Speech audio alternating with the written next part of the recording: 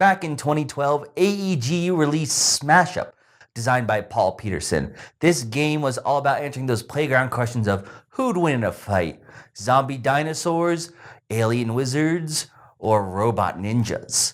This game has exploded in popularity and is one of AEG's best-selling games. It has a ton of expansions, and I've decided to look back on it and give my thoughts on all these now crazy factions that exist in Smash Up.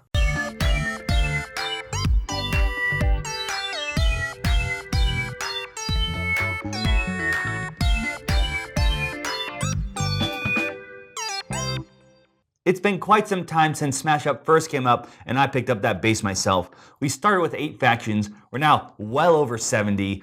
We got multiple different promo playmats, plenty of tokens for you to use, and we didn't have one in the Big Geeky box, but 2 big boxes because the first one wasn't big enough. This is the bigger, geekier box. This is what it can hold now. Still got some room, but we're starting to fill up. Oh, and of course, there's one Jonathan dressed up as Smash Up for Halloween. Regardless, Smash Up has been a huge success, one of AEG's best-selling titles, and because of that, if you're watching this around the release of this video, this March 2020, that they've announced it to be March Smashness, and it's going to be a bunch of new Smash Up news and products. We actually know one thing is an official copyright Smash Up expansion. We're not talking cease and desist here, we mean the real deal. And before anyone gets excited, I don't have any news or spoilers they sent to me to reveal. I'm sorry. But I thought I'd still make a video to look back at what's come out so far and give my thoughts on it. If you're new to Smash Up, I'll give some thoughts on what expansions maybe to purchase first and to your collection and stuff. If you're already a hardened veteran, you can argue with me because I'm going to do a tier list on what I think are my favorite factions. We'll get to some of the rules about that tier list later. First off, let's talk about what you should buy. So if you're new to Smash Up, welcome. If you don't know, the game is called Smash Up because you'll take 2 different decks from 2 factions, smash them up, shuffle them into one deck, and play with against your opponents to try to capture bases. These bases will score points, and the first to 15 points wins. The good news for you is almost all the products, even though there is a lot, can be played with as soon as you buy it. The smaller expansions can be played with 2 players. Obviously, the bases can go up to 4. And of course, you can combine them to do any different kinds of combinations from 2 to 4 players. The game does play differently between 2, 3, 4. If you look at people who play Smash Up a lot more, they will argue what tier lists work best for 2, for 3, for 4, but just play however you want to play. Now, for your first purchase, my best guess would be get a base. The original base of the game is only about $10 more than most expansions from what I can see online in terms of purchasing. And it's going to give you twice the number of groups, and that way you can do 4 players, do whatever works best for you. And a lot of the groups are pretty simple. They're nothing too crazy and complex because it's the original one. They're not going to introduce new keywords. And it does come with 2 of what I think, and what I can see online, people would agree with me, of the strongest factions ever printed. And you can use those to pretty much help balance the game by, if you're the newer player or someone else is the newer player, by giving them one of those so they have a bit more of a balanced gameplay against veteran players. Now, there is another big base, and that's the Munchkin Smash Up set. And the problem with this one is right now I think it is sold out, or at least it's harder to come by. So you might have some trouble getting that. And I would wait on that one, not because it's sold out, but it honestly is probably one of my least favorite ones. Let me show why on the mat here. As you can see, it comes with 8 different groups, but unlike the regular Smash Up base, it comes with 2 extra decks, treasures and monsters. Now, monsters will be added to the board based on the bases included with each of these sets, and treasures are earned from the monsters. The reason why I'm not crazy about this is it can get really cluttered. Let me show you. This is what a regular Smash Up game probably would look like. A little bit hectic, but generally as long as everyone knows what their group is, there's no real too much confusion. But the monsters will spawn usually 1 to sometimes more in there, and they add their value to the base, which then you have to add in there. And of course, more will spawn in on there. You could get a lot more in there. And it just becomes a lot more cluttered and confusing. Then of course, when you defeat a monster, you earn treasures and you draft them, and then those go into people's decks, and then they can be attached to different players, but that might not be your treasure and gets taken. adds a lot of confusingness that I really think you should avoid until you maybe have a few more other different expansions under your belt. Don't get me wrong, I'm not saying this is a bad expansion that you shouldn't buy, or if you've watched any of our Roll for Crit reviews on expansions, giving it a pass on it. Now, it's just the board gets pretty cluttered, and for me, especially in a 4-player game, which I tend to play as, there's just a lot that happens on the board and gets just a bit too much chaotic. I know for a fact Jonathan actually likes this expansion a lot. He might even just give it a buy it rating. Now, if you really like Smash Up and decide to get more of them, then you maybe should start looking at this box. Just because it's nice to have everything to hold on to it. Maybe not make it your first purchase. I think wait maybe after a few expansions. But there's one other type of expansion I want to talk about before we get to the smaller boxes, and that's the little promo packs. There are technically 4, but only 3 that you will need to worry about. Let's go over the first one that you won't need to, and that's Smash Up All-Stars. This was part of a tournament kit, but it is now included in the Smash Up Bigger Geekier box. So you won't have to worry about trying to hunt that down. Just when you decide to get this box, you'll get that, plus the Geek Expansion, which was included in the original Big Geek box. So don't have to worry about hunting those 2 down or paying some high price on those. They'll come in this box. We have 2 factions. We have penguins and sheep. Sheep are a little bit older, so maybe try to pick those up sooner rather than later. The penguins are relatively new. Both of them are single factions, so they cannot be played by themselves. You're gonna need either another expansion or a core set to play with, but they are pretty fun, and the sheep one has a cute little Catan reference in it, and the penguin one I think is just a fun group to play with, so definitely one to look into. The final one though is a Titan pack, Smash Up Titans. Now, Titans were actually introduced in Smash Up Big in Japan expansion. Pretty much those card dividers I showed you, some of them, let me grab one actually right now, there we go. While they are a divider for the box on one end, become a Titan on the other. It's pretty much this unique giant card that Faction has access to, which can be played on a base and are much tougher to deal with. They of course have a bunch of unique powers. They could add power, maybe let you play extra things. And in order to help balance some of the weaker factions, they released a pack of this called Smash Up Titans. And honestly, those Titans are extremely fun. They add a lot of playability to those groups. Some of them or ones I already thought were fine and they just make them more fun. Other ones were ones I didn't like, but now with the Titan, they're really enjoyable. Unfortunately, this Titan pack is also sold out too, but because it's technically not shuffled in the deck, it's the separate thing as dividers, you can do proxies. And I highly suggest you look up and see if you can do that, or if you're lucky enough, find it for a reasonable price, because it will really help out all the groups it gives Titans to. You won't regret it. Now that we've gone over the big bases, some of the weird promo packs, as well as this box, let's talk about the main way Smash Up has been expanding all these years, and that's the smaller box expansions.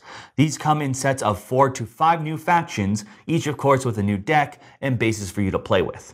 Now there is a huge selection for you to go through, and honestly, if there's one that has a faction you like if you're into Cowboys or Vikings, pick up that set. You're going to probably want to play with the set and faction you like, so go for it. But I'm going to give some suggestions here of maybe which sets to avoid for your first purchase because they have a unique mechanic, usually unique just to that set.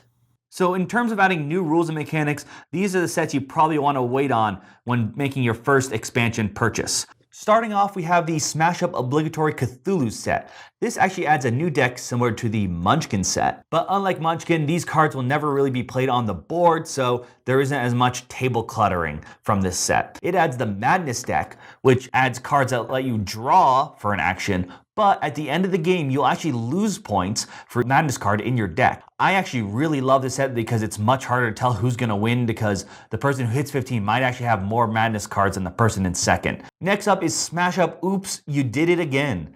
This one comes with Samurai, Cowboys, Vikings, and Ancient Egyptians. This one has a bunch of weird new things as well as some things I think that aren't best for the first expansion. The Egyptians add a bury mechanic in which they can put cards face down by bases, which, similar to Munchkin, can sort of clutter things. The Vikings take control of other people's cards. And then the Samurai and Cowboys both use dueling, which is a new keyword which involves pretty much having different minions fight each other. And as far as I can tell, as of now, there isn't really anything else using that. So this has a lot of new stuff in it and maybe best to wait on this one. Smash Up Big in Japan, I mentioned it before, introduced the Titan mechanic. Outside of the Penguins and that Titan pack, these are the only other Titans in the game. Each deck is specifically built around them. They are going to use that Titan to their advantage. They have cards that specifically let them cheat the Titan out or move the Titan around. And of course, the Titan tries to work with its own cards. Now, I did mention buying that Titan pack early on, or at least making proxies, so I will say this is probably one maybe you want to buy earlier than some of the others just to learn how Titans work so you can use that Titan pack. At least buying this expansion will help you understand how Titans are supposed to work and play. Next up, I'm actually going to talk about two expansions, Smash Up Awesome Level 9000 and Smash Up Monster Smash. Both of these introduced a new mechanic, but unlike Cthulhu and Big in Japan, which introduced a new mechanic that only really exists in that expansion, Smash Up Monster Smash, as well as Smash Up Awesome Level 9000, introduced new mechanics that actually have been sort of consistent afterwards in other expansions. Smash Up Awesome Level 9000 introduced Talent, which pretty much a minion with that could trigger its ability once per turn, as well as Smash Up Monster Smash added counters to put on and increase your minion's power. They're not too hard to grasp, and there's a reason why these keywords sort of became evergreen, so they're not the worst expansions to pick up, but as I said, they do have a new mechanic. There are plenty more expansions than the ones I mentioned, but those are the ones that added a new mechanic because I just wanted to warn you in case you're worried about which ones you should buy. But honestly, most of them are pretty fun. They all come with a rulebook that explain things. At the start of this video, I mentioned there are 70 different factions, and now I'm going to tell you where they fit on my tier list. But some ground rules first. First off, this is not the be-all, end-all of strength for these factions. This is my own personal tier list of the factions I like to play. Yeah, the ones that are near the top probably stronger because they're more enjoyable to play because you actually have a chance of winning. But that's not always the case. In fact, I know there are a couple factions that are close to the top that I've seen some people rank lower, and a faction or two on the bottom that some people think are really strong, and I just didn't enjoy playing.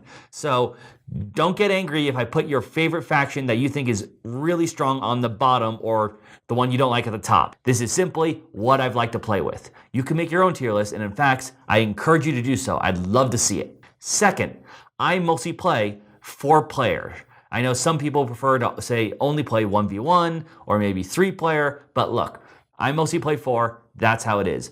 But I did play obviously with every one of them and against every faction. So this is mostly about how I play with these guys, but playing against them may make me feel better or worse about this faction.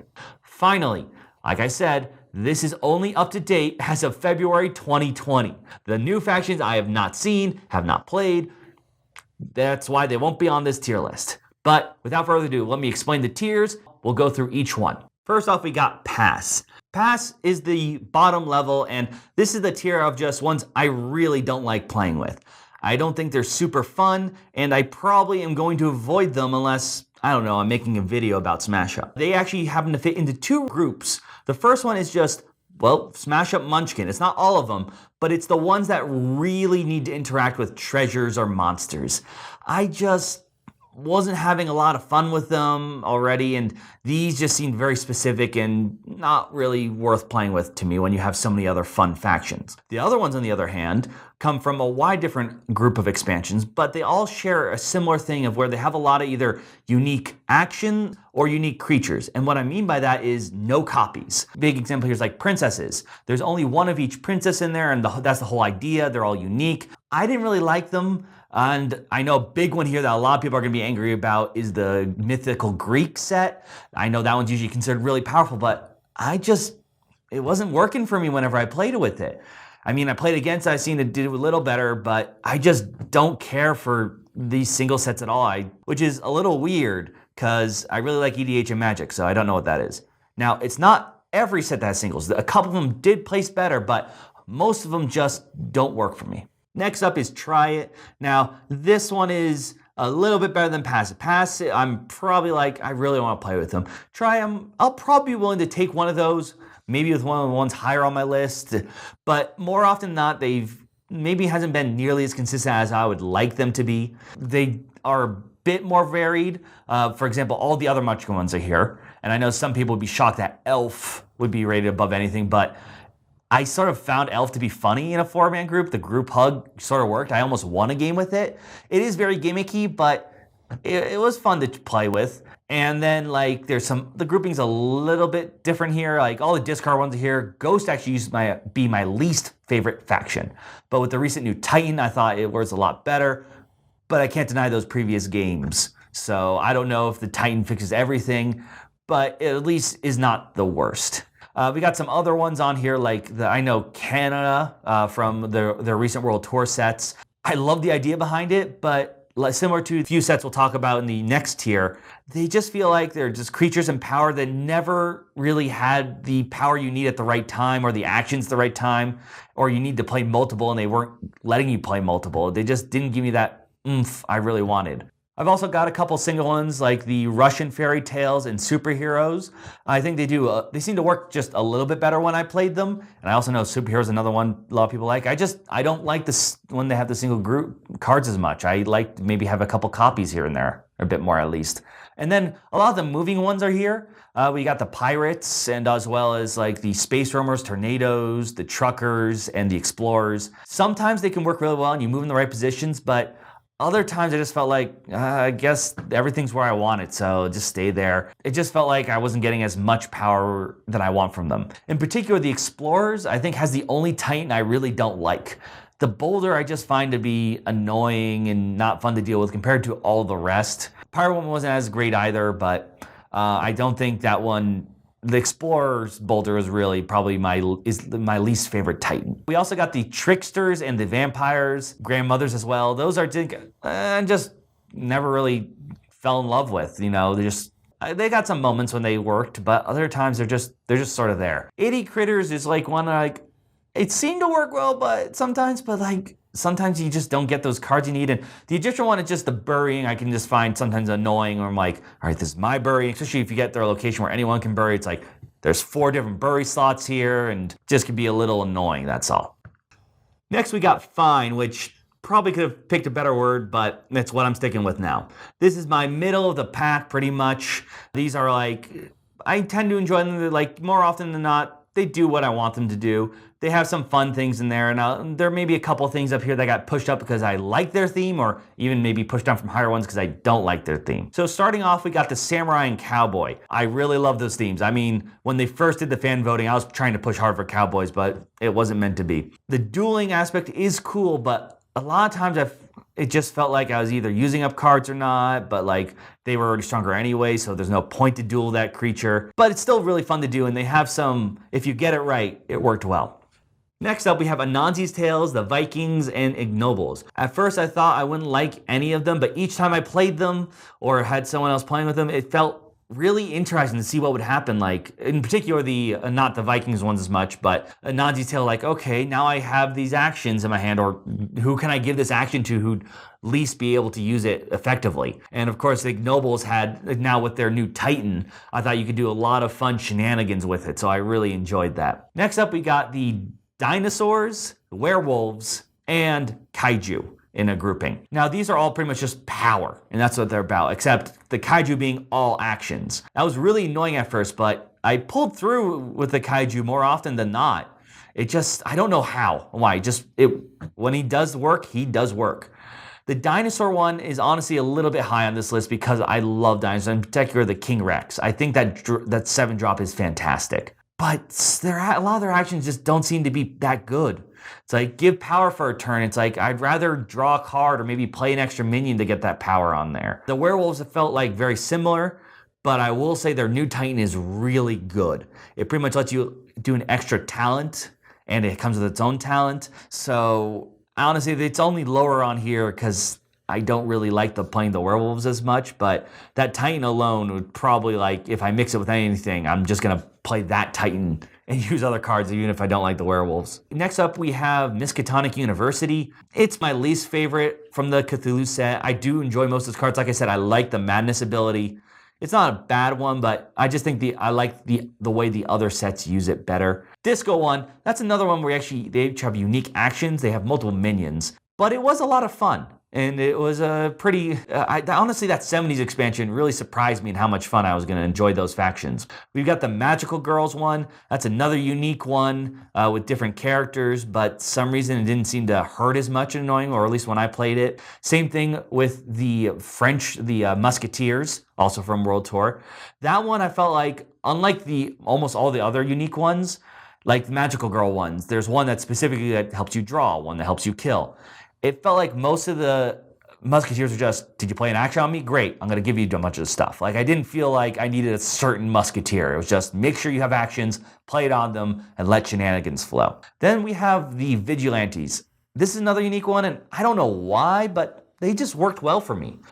Playing them more often than not, they maybe didn't get me the win, but I never felt like I was just dreading or really desperate for a certain card. Fairies and the Time Travelers each got a new Titan, and I think that's why they're a bit higher on this list. I like the choices the Fairy brings. Time Travelers is a little weird, but it is fun, and I like the Doctor Who references. I mean, Dr. Wen. Sheep was just fun. I like the sheep. They have a katana reference. I'm sorry. Spies, once again, that's another one that should have been in the previous group that got a new Titan. And I think that helped a lot for them. That was pretty fun to just start manipulating a lot of stuff and just to slowly have it grow in powder. Shapeshifters and teddy bears can be a little bit annoying with copying abilities. The final two with the Luchadors and the rock stars, they do something interesting. Luchadors being are really about playing certain actions on your opponent's minions and then taking advantage of that. And the rock stars were messing with the scores. They want to actually above, usually higher value base breakpoints, and then messing with that. But they're both fun when they interact in some ways, and I did like playing a lot of weird groupies or getting set up, so to speak, for the Luchadors. They were interesting to say the least. Now we're on the solid. These are ones that I tend to find really enjoyable. More often than not, they tend to really help push the bounds. Maybe they're not the strongest, but they're really fun. So starting off with Killer Plants. This is one of the first ones, and this is when they introduced talents, and Killer Plants does it well. This is one I really have a lot of fun pairing up with a lot of different things because I think it works well with most things. I haven't tried it with the werewolf yet, but I bet you can do some fun stuff with them. Then the Kung Fu Fighters from the 70s expansion that was just great. I mean, it also has all the references to the song, but in particular, the +1 counter manipulation is really interesting and fun to do. The Polynesian Voyagers, I think, were the designers actually taking another crack at explorers and pirates. And I think it sort of combined what each of them do into a better faction. They both move around and they do stuff with the bases, but they also play actions on each other, which I think is a lot of fun and definitely a bit more interesting. The Sharks one, they got a lot of references to Street Sharks. I loved that show as a kid, so how could I say no to this? It's also fun to just kill a lot of things. The Inka Group, I tend to like the ones that play actions on different bases. I know Truckers was actually pretty low on my list, and they do that too, but the Truckers are the only one that didn't do that. Inkas were fun to do and do a bunch of stacking up on stuff, and they worked well on that. The Cybernetic Apes, I think, are a really good group. They can be really strong and really great with action, especially if you pair them up with anything else that tends to like actions. And from the Monster Smash, we have the Mad Scientist and Killer Ants. The Killer Ants was one that received the Titan. In fact, almost every faction in that group received the Titan to help balance it, except for the Mad Scientists. I like the way the 1/1 counters work more often than not, but these two I think do it better. The Ants do it in a really cool way, and all the names of the cards are pretty sweet. Plus their Titan is really nice because it lets you play extra actions. The Mad Scientists have their own little way of messing around with 1/1 counters I enjoy, and so I tend to like both those groups pretty well. The Bears are really fun because they move things around, but they tend to punish people as well or move them to a certain place. They also received a new Titan. Honestly, a lot of these factions that received a Titan, for the most part, I tend to like them a lot more with that Titan. With the exception of the Boulder, they really think it's just fun to have that extra almost centerpiece always available to you. Finally, Wizards just seem to be good because they're always drawing. They also received a Titan, and I don't dislike the Titan, just not as, I think, fun compared to some of the other ones. Now we're on Will Likely Play. This is the second to last tier. We'll get to that final tier and what makes that one a little different. But these are all really strong ones which seem to almost always work consistently. They've failed a couple times, but they seem pretty strong. So starting off for me, it's Aliens. I mean, they just seem to always have a lot of different answers. They can even combo in weird ways to get victory points without even scoring a base. It's never been too much of an issue. I know sometimes you can get a little crazy with them, so that's why they're not that top annoying tier, which once again, get to. Next we have the Mythical Horses. They just always seem to do pretty well, a lot of moving and really gathering power. Then we got the Geek Expansion, and what I like about this one is, besides many of the homages to geek culture, we've also got some unique ways to almost like counter spell, or how some of the ways it makes me more think of common magic cards, so it's a bit more advanced in that way. Ninjas, once again, killing a lot of things. They're very good at it, so they're really good at controlling bases. Changer bots, thank God. You know, I was really disappointed with the Power Ranger base set, but the Changer bots, I think they pulled through. The fact that each card could sort of change what they do, to gives you different options of what they do. I'm glad at least one property I liked was done very well. The steampunk one, that was an early one, but I think it's just done really well. It's another one of those actions put on bases. It just always tends to do relatively well and place near the top, if not win. Penguins is honestly probably one of our least tested ones because it was one of the newest ones I got. I really like it. I think it's very strong, and it actually comes with its own Titan. So technically, outside of the Big in Japan set, this is the only one that was built around a Titan. Did not get a Titan added later. I think it worked really well, and I think it can be pretty strong. Those penguins tend to fly in really easily from the deck. Finally, I know this one didn't seem to be at least popular from when I looked online after making this list, but Innsmouth, I really love the fact that all the creatures are the same. It's the exact opposite of having unique creatures in your deck. Everyone is just an Innsmouth person, and the new Titan Dagon is really fun and lets you play a lot of extra minions. It gets really strong. I think it's just a really great set now. Finally, we have We Get It, as in, we get it, you want to win, please choose something else, we've seen these guys win enough. These four factions seem to be unbelievably strong, and more often than not, when you're playing them or playing against them, it just seems to be less of, do I have the cards right for the situation? It's just, I always have great cards and I gotta decide which ones to play. The first two are from the base, Zombies and Robots. I've seen these guys way too much, partially because it's from the base, but they're just always the strong ones some people pick, and I'm tired of them. But if you get a base, like I said, you can use those two factions to, if someone's new to the table, give one of them to that person. At the very least, they'll have a good advantage because those are really good, strong factions, and they're not too complicated. Now, these next two, I'm gonna admit, I'm probably the one that abuses them the most. The first one being dragons. They just always seem to wreck everyone's day by either lowering the score if I'm not there, and the other one is the Elder Things. And this one just spreads madness like no one else. Like I mentioned before, you will, at the end of the game, if you have madness cards, you will actually lose points for every two you have. And this one's goal pretty much is, I'm gonna make everyone lose points. So people tend to get annoyed by that. I really do enjoy those last two. I really do. So that is my tier list. I tried my best to briefly summarize why each one is in each tier. Let me know what your thoughts on and why I'm completely wrong. Once again, remember, this is not me saying the de facto power of the list. I will say those four on top, I do think those are probably a bit overpowered. The rest I can understand them moving around, whatnot. These are just the ones I tend to enjoy playing. Let me know what your thoughts on this, and if you play 4, 3, 2 player. I mean, each one I could see how certain factions may be stronger if they can sort of narrow down against just one player versus trying to deal with multiple players. Also, let me know if you think the Lord of the Games should return as a Titan for Smash Up. AEG, you know you should do it. But until then, I'm Will, and this has been Roll for Crit. Support our Patreon, like this video, and subscribe to our channel so you don't miss a thing. Watch more of our content now to hold back Cthulhu's madness.